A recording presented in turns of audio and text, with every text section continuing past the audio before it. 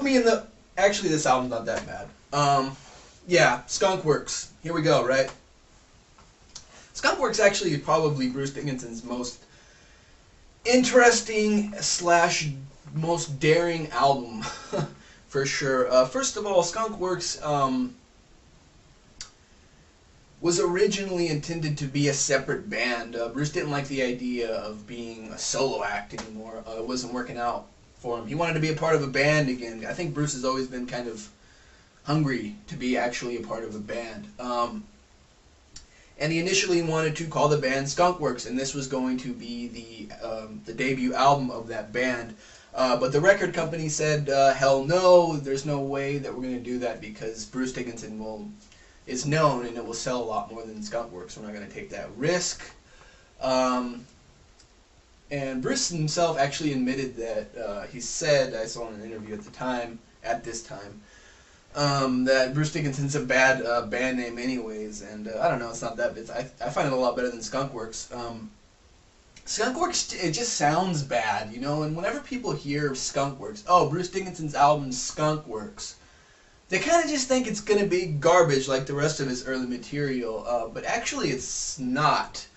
Not snot, but it's not. Skunkworks is actually the name of like a secret military operation, similar to Hangar 18, and if you actually look into it, it's actually quite a clever name. But just the skunk part, just, you can't get over it. It totally describes this album in a very bad way.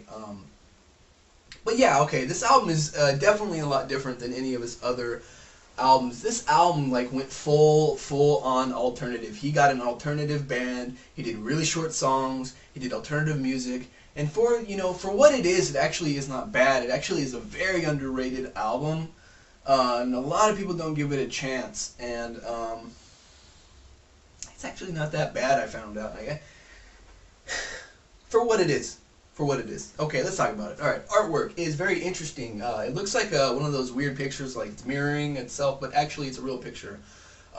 Taken in Scotland. That's a real picture of two people standing on edges looking at each other. And apparently there was a secret hidden message in the fucking picture, but nobody has found anything, and Bruce just kind of wanted to say that there was, but there really isn't. But, you know, other than that, though, it actually is a pretty damn cool piece of art.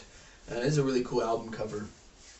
You know, once again, I'm kind of, you know, when you go into this album and you give it a fair grade, you really have to disassociate Bruce from Iron Maiden and from metal, and that's the biggest problem that most people have. They can't really do that, so you have to be able to do it. We got to take it for what it is and fucking listen to it.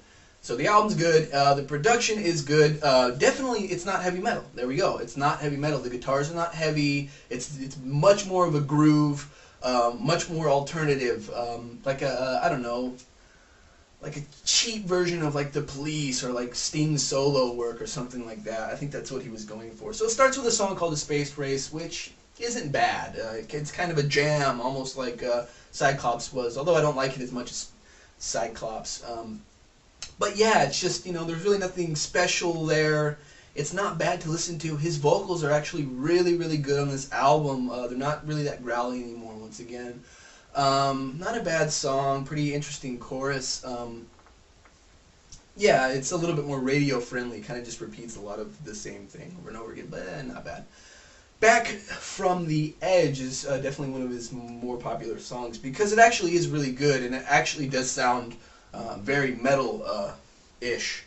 Probably one of my favorites on the album, one of the strongest moments on the album, one of his best vocal performances of all time. If you haven't listened to this song, listen to it because it is a motherfucker for the vocals. It's just one of those songs. It's really, really, really, really good. Really good choruses in there. Really, really good. The choruses actually make this whole song. And it's one of the heavier moments on the album. Next song on the album is called Inertia. And this is another really good song off of this album. Has a really cool little kind of slow intro, and then it comes in really heavy with a big vocal thing. And his vocals are actually really fucking good on this album. And, you know, this song really kind of shows it as well. One of the stronger moments on the album, definitely. Then we come to a song called Faith, which is kind of a little bit more of a weaker moment on the album. It's not that bad for what it is. It has good choruses, but probably all the songs eventually, it's somewhere in that they have a good chorus, but it's pretty much kind of just a skip. The next song on the album is probably my favorite. It's called Solar Confinement, and it has a slow intro too, and eventually, it comes in kind of fast, and the lyrics, man, on this song are some of my favorite lyrics that Bruce has ever written. Very, very, very, very clever lyrics in there. You guys got to listen to it.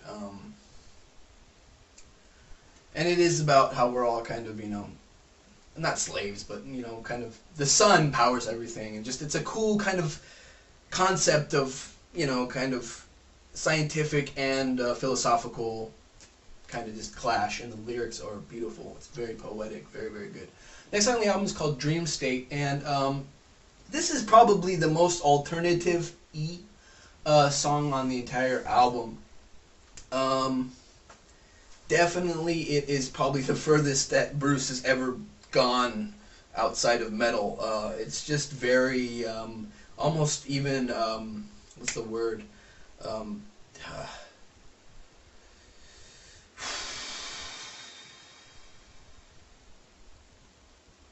can't think of the word right now. I'll put it right here. Okay, so yeah, it's very whatever I put right there. I skip it. It's not what I want to hear from Bruce, even on this album. But it's not like, oh, that's fucking dog shit. It's not garbage. The next song on the album is I Will Not Accept the Truth. From kind of this point on to the end of the album, for me it kind of falls apart not because the songs are bad, but because it sounds like the rest of these songs are extremely radio friendly. They kind of just latch onto this chorus and just do it for the whole song. And with I Will Not Accept the Truth, it does that the entire song. Very catchy. Very catchy. Like I said, radio friendly. It's a very catchy song. And it's not bad, but it's just not what I want from a Bruce Dickinson. Next song on the album is Inside the Machine.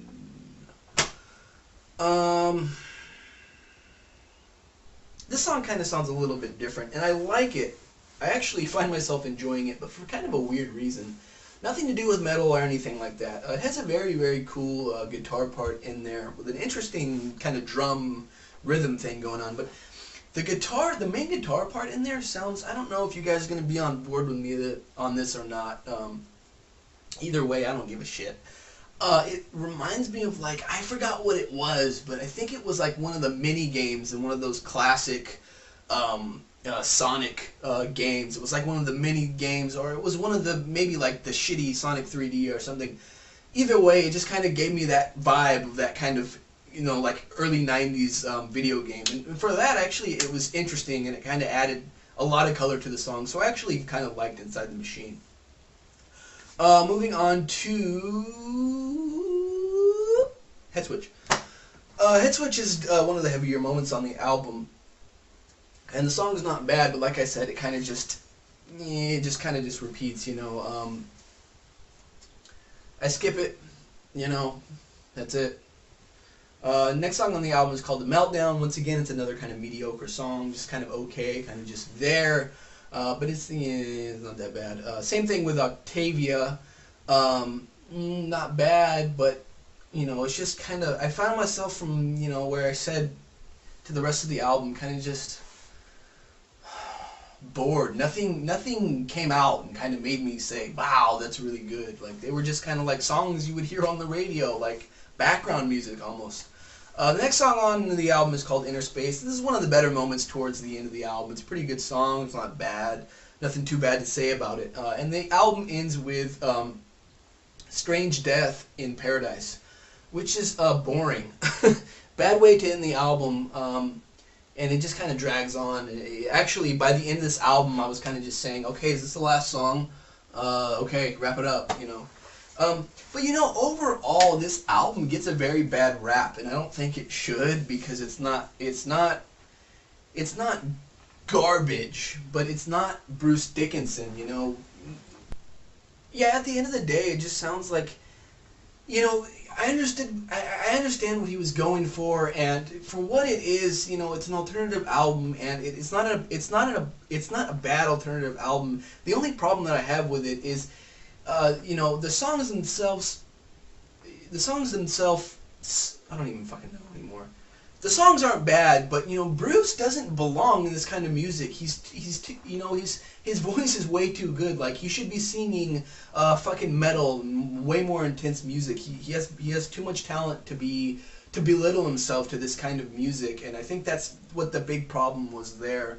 You know, and for this alternative thing, you know, Bruce himself said that the reason why the alternative thing didn't work is because all of the young alternative people, and he was in Skunkworks is a young band, and he was, I don't know, all the young alternative people were turned off by him because they viewed him as this old metal singer, and he belonged in metal. And the metal community turned him down because he was going alternative. So really, he kind of fucked himself, you know, two ways. So it couldn't work out, and as history says, it just didn't work out because we all know what happened next. And but for what it is, you know, it's a decent album. It's a little bit below average, but it's not as bad as everyone thinks it is. So I'm gonna give Skunkworks by Bruce Dickinson, or if it was up to Bruce, it would be Skunkworks by Skunkworks, a 6 out of 10.